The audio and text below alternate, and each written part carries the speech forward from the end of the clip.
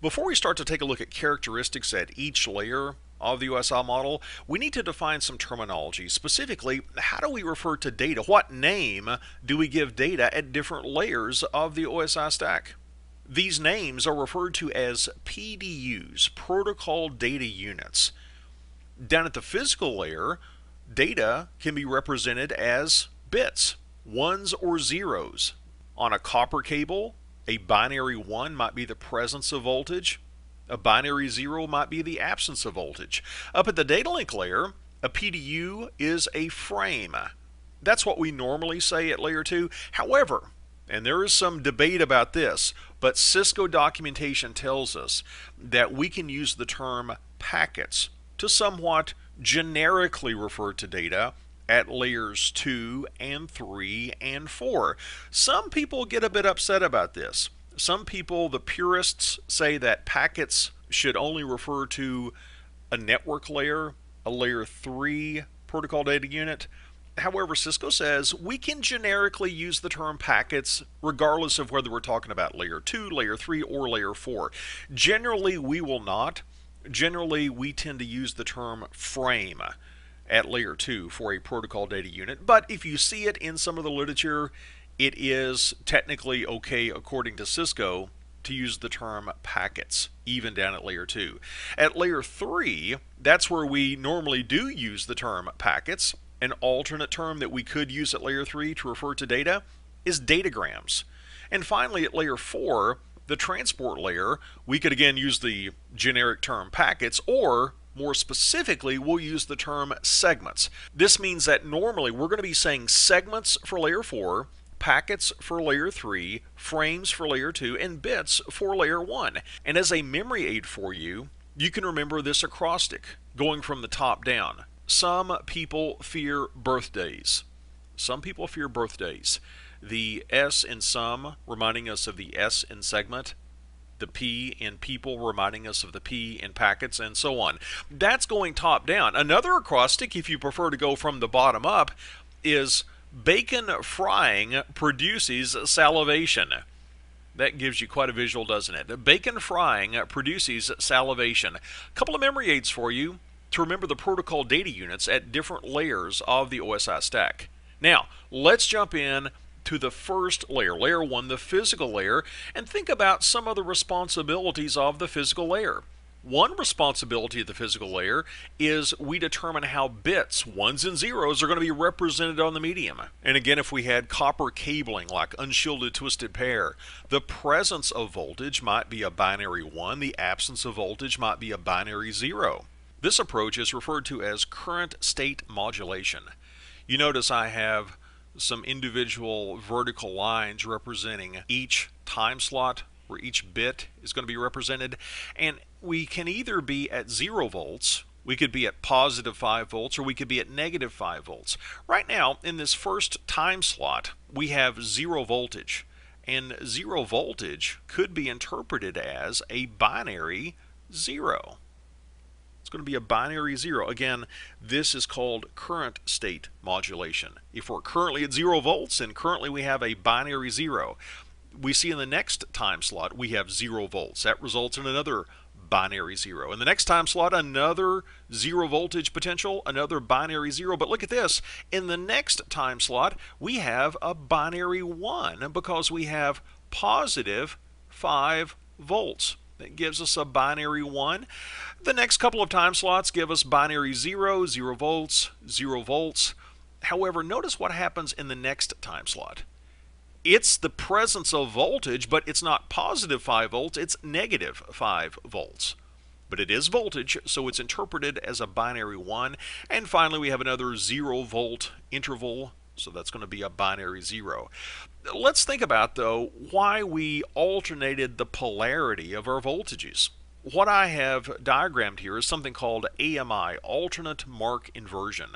With alternate mark inversion, the goal is to have an average of 0 volts on the wire. This is a desirable electrical characteristic, to have an average of 0 volts on the wire. So what we do is send positive 5 volts one time and negative 5 volts the next time. And then the next time it's going to go back to positive and then negative. That's why it's called alternate mark inversion. We're alternating the polarity every time we represent a binary 1 with the presence of voltage. To give you a metaphor, let's imagine that I take one of my hands and I stick it in a bucket of ice cold, freezing water.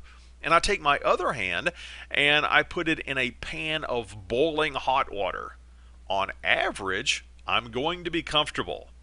Okay, that does not work with humans, but that is the way it works with alternate mark inversion. On average, we have 0 volts on the wire. That's current state modulation. Let's contrast this with state transition modulation. With state transition modulation, it's not the presence or the absence of voltage that determines whether we're representing a binary 1 or a binary 0. It's whether or not the voltage has changed. Has it transitioned from its previous state, from its previous timing interval? Notice in this first time slot we have 0 volts. And we'll assume that the previous time slot was also 0 volts. That would have given us no transition, so we have a binary 0. The next time slot also has 0 volts. But it's not just the fact that it's 0 volts, it did not transition from the previous time slot. Therefore, no transition means a binary 0. Again, the third time slot, no transition from the previous time slot, that gives us a binary 0. Now we do have a transition. We're now at positive 5 volts. But it's not just the fact that we have voltage, it's the fact that there is a transition from the previous state. We transition from 0 volts to 5 volts. That transition means we have a binary 1. In the next time slot, we have 0 volts, but check this out. This is very different than current state modulation because we have transitioned from our previous state of positive 5 volts to 0 volts. Even though we're at 0 volts, that transition still gives us a binary 1. No transition in the next time slot. It's going to be a binary 0. We transition again in the next time slot. We're at negative 5 volts. That transition, though, from the previous time slot means that we have a binary 1. Same thing with the next time slot. We've transitioned from negative 5 volts to 0 volts. Even though we're at 0 volts, it's a transition. And with state transition modulation, that means we have a binary 1. Wiring standards are also determined by the physical layer. How do we wire up, for example, an RJ45 connector? There's a standard, the TIA 568B standard, that says we're going to be using certain colored wires on certain pins of an RJ45 connector. And we're only going to be using pins 1, 2, 3, and 6 in that 8-wire connector for Ethernet communication. That's an example of a standard that's defined at the physical layer. Physical topologies, those are defined at the physical layer. Here we're talking about how things are physically interconnected. We've got PCs coming back to a wiring closet switch. That would be a star topology. An older Ethernet network might be connected in a bus topology, for example 10 base 2 or 10 base 5. An FDDI network might be connected in a ring topology. So physical topologies, ring, star, bus, those are examples of things defined at the physical layer. Something else the physical layer is responsible for is synchronizing bits. We've got a couple of devices on a wire, for example. They're trying to communicate between themselves. They're representing bits somehow, the presence or the absence of voltage perhaps. But how do they agree on when one bit stops and another bit starts? There are a couple of basic approaches to synchronization. The first is asynchronous synchronization. With asynchronous synchronization, the sender sends a start bit to say it is about to start transmitting bits. When the receiver sees that start bit, it starts an internal clock, and it expects to see a bit at regular clocking intervals. When the sender is done, it sends a stop bit to indicate that it is done transmitting for the moment. Another approach is synchronous communication. With synchronous communication, both the sender and the receiver determine when one bit stops and another bit starts based on their own internal clock. However, to make sure that the clocks match up, they frequently reference an external clock out on the network. For example, a clock coming from a service provider. This reminds me of the saying that a man with one watch always knows what time it is. A man with two watches is never quite sure. We want to make sure that we have one watch. We have one reference point, maybe the service provider's clock, that both parties can use to set their own internal reference clocks. Another responsibility at the physical layer is bandwidth usage. We've got some sort of a medium, maybe wireless, maybe a coaxial cable, maybe fiber optic cabling, but there are different frequency ranges that can be transmitted over our medium. One approach to bandwidth usage is broadband. Broadband is going to take the medium, like a coaxial cable or a fiber optic cable, and have different ranges of frequencies, and we can send different transmissions on different frequency bands. This is a lot like cable TV, where you tune in your television to a different channel. Well, that channel is represented by a range of frequencies. You can go to another channel, a different communication flow, if you will, and that's represented by a different range of frequencies. However, instead of using broadband, another approach is to use baseband. With baseband communication, all of the frequencies on the medium are used to carry a single conversation, which leads us into our final bullet on screen, and that is the multiplexing strategy. How do we send more than one conversation on a single medium? There are different approaches. One approach is called TDM, time division multiplexing.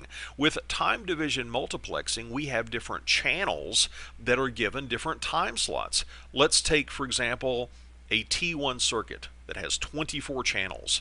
We could say that channel 1 gets to transmit for a period of time, followed by a reserved period of time for channel 2, and then channel 3, and so on and so on. To paraphrase Whitney Houston, with time division multiplexing, each channel has one moment in time.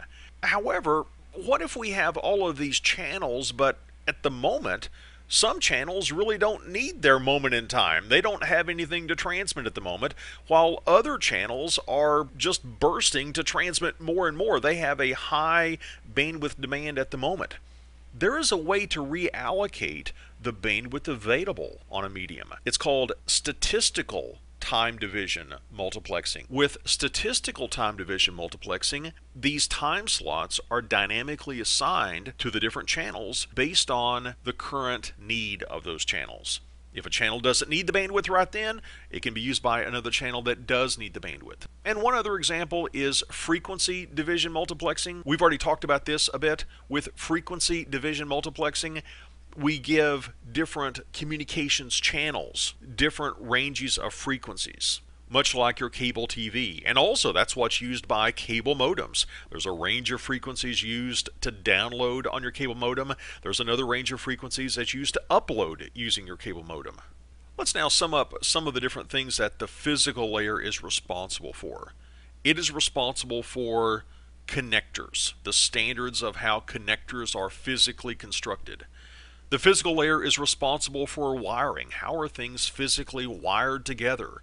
What kind of wiring is being used? And to give you an example of a device that lives at the physical layer, consider the older Ethernet hub. An Ethernet hub, sometimes referred to as a bit splitter because it literally takes bits in on one port and regenerates those bits out of the other ports. It doesn't make intelligent forwarding decisions. It just replicates and then sends out bits out of all the other ports to make sure that the intended recipient gets the data. Unfortunately, the non-intended recipients also receive the data. A hub is not something we want to be using nowadays in the network. However, when you think of a physical layer device, the first thing that comes to my mind is an Ethernet hub.